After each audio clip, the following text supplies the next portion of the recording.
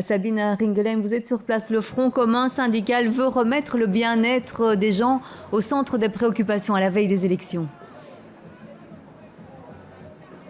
Oui, absolument, Muriel. Et donc, il y a environ 3000 personnes derrière moi, 3000 pour l'essentiel travailleurs du non-marchand, donc ce secteur qui concerne l'aide aux personnes, la culture, l'aide à la jeunesse, les soins de santé, les maisons de repos, etc.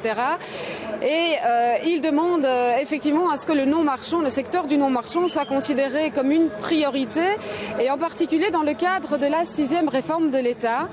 C'est par rapport à cela qu'ils ont des craintes et qu'ils ne savent pas à quelle sauce ils vont être mangés, notamment en termes de budget. Alors, Emmanuel Bonamy, quelles sont vos craintes en ce qui concerne les moyens, justement ?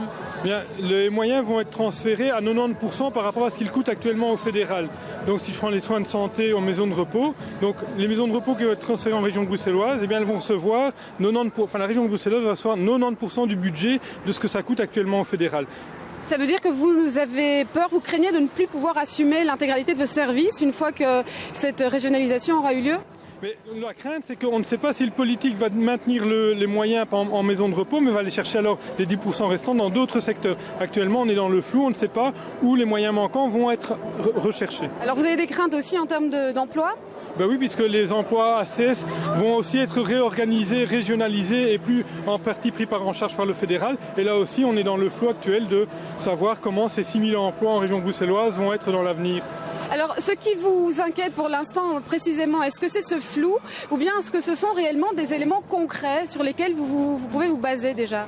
Il y a le concret qui est dans les documents de la réforme qui dit 90% des budgets, donc ça c'est très concret. Et puis il y a le flou qui est que justement demain, quelle politique ? On sait qu'au 1er juillet, transfert des politiques, au 1er janvier 2015, transfert des moyens financiers. Et aujourd'hui, il n'y a aucune discussion avec les partenaires sociaux autour de la table. Alors, il y a une délégation qui est en train pour l'instant de rencontrer des représentants politiques au sein même du siège de la Fédération Wallonie-Bruxelles. Qu'en attendez-vous de cette rencontre ?